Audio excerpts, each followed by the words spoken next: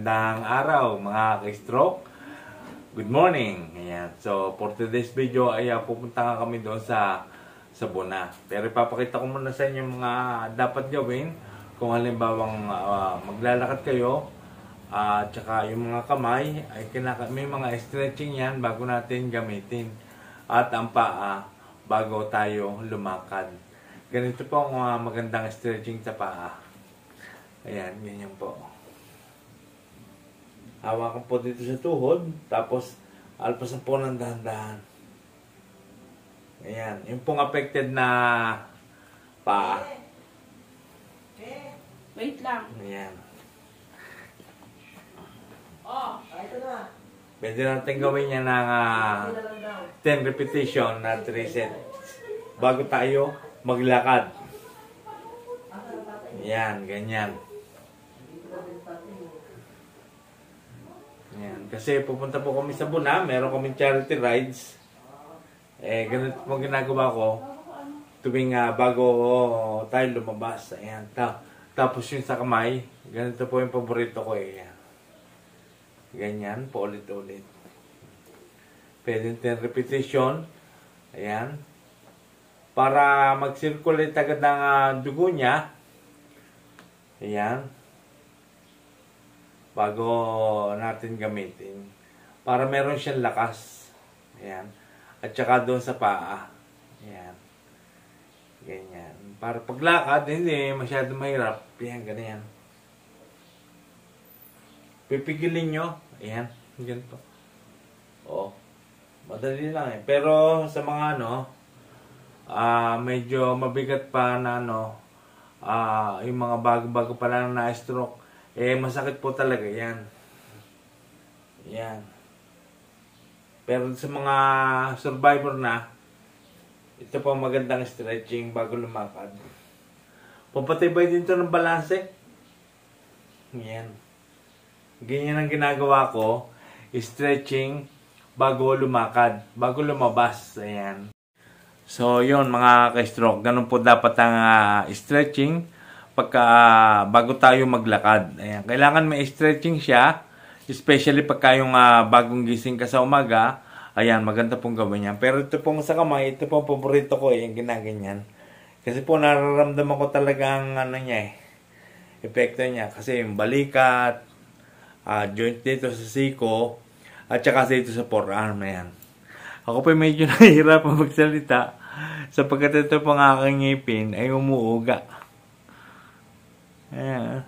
Umuuga yung sumasabit sa dila. So kami po pupunta pala ulit sa Buna, Babalik ako. At meron po kaming charity rides. So, yun po, pinakita ko po sa inyo yung mga stretching pag umaga, bago maglakad at bago gamitin ang kamay. Para meron siyang lakas kasi tamang-tama sa umaga, makapag-circulate agad ang ating dugo sa ating affected body. Ayan. Para maalwan siyang ikilos o madagdagan ng paggaan. So, bale mga ka-stroke, ito po ang ginagamit kong Bajaj Ari o Tuk-Tuk. Ayan.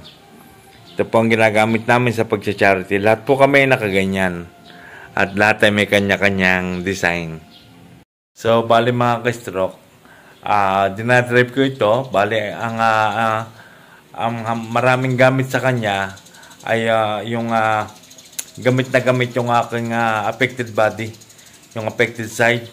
Ayan, kasi yung kagaya nung kanyang silinyador o accelerator niya ay kanan, nasa kanan. Tapos ang preno niya ay nasa kanan din naman paa. Ayan, kaya ayun, siguro na-exercise yung aking pa sa kamamaneo, kaya nadagdagan din ang lakas.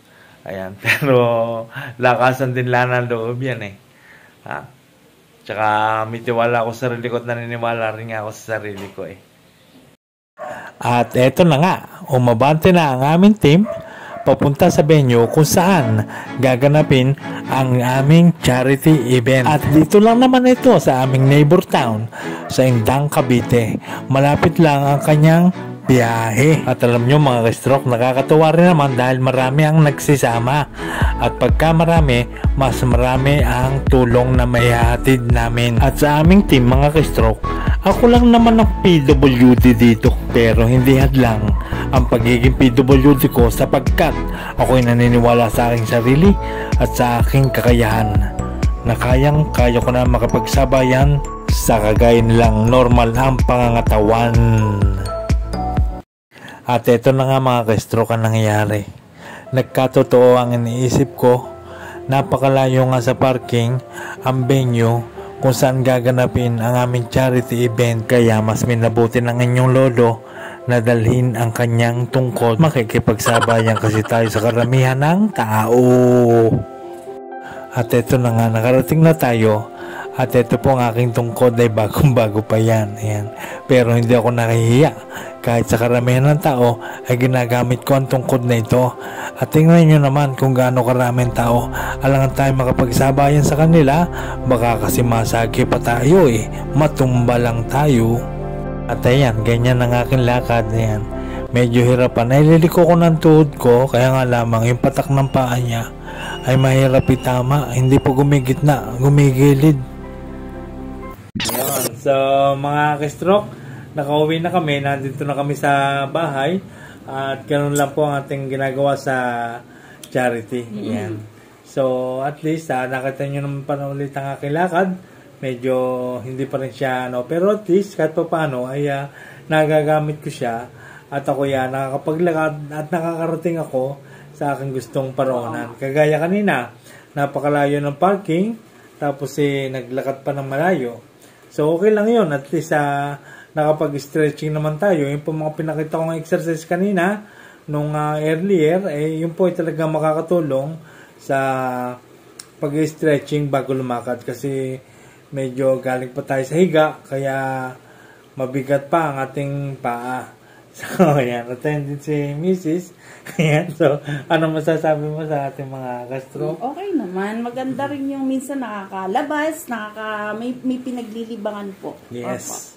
Ayan, so, ayan, kagaya sabi ni Mrs., kailangan din sa ating mga na-stroke na lumalabas-labas din tayo para hindi naman tayo lagi nagmumukmuk sa bahay. Nabuburo sa bahay. Yes.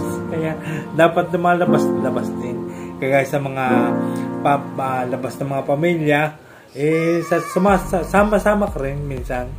Kahit ba, basta may tungkod ka at nakakaisod ka naman, hindi ka naman pababayaan ng iyong pamilya.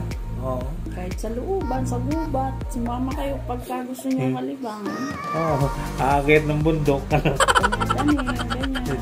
Maganda rin talaga kasi yung may napapaglibangan ka. Ayan. At saka, kagaya na sinabi ko noon, wag natin alisin natin sa isip yung pagsuko. Ayan. Minsan kasi naisip natin talaga na parang nawawala na tayo ng pag-asa minsan, pero laksan lang natin ang ating loob at magtiwala tayo sa Diyos. Ayan, at syempre sa ating sarili at maniwala ka sa iyong sarili na kaya mo. May awaan Diyos at gawin mo rin ang kailangan may gawin ka rin sa iyong sarili. Exercise is the key. Yan. So, maraming salamat sa panonood.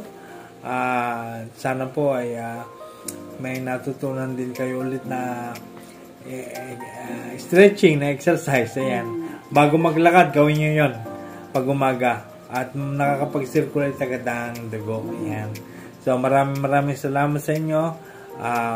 Always think positive at never lose hope. Ayan. So, tsaka lagi natin tatandaan ang tayong lahat ay gagaling, lalakas, titigas. Thank you.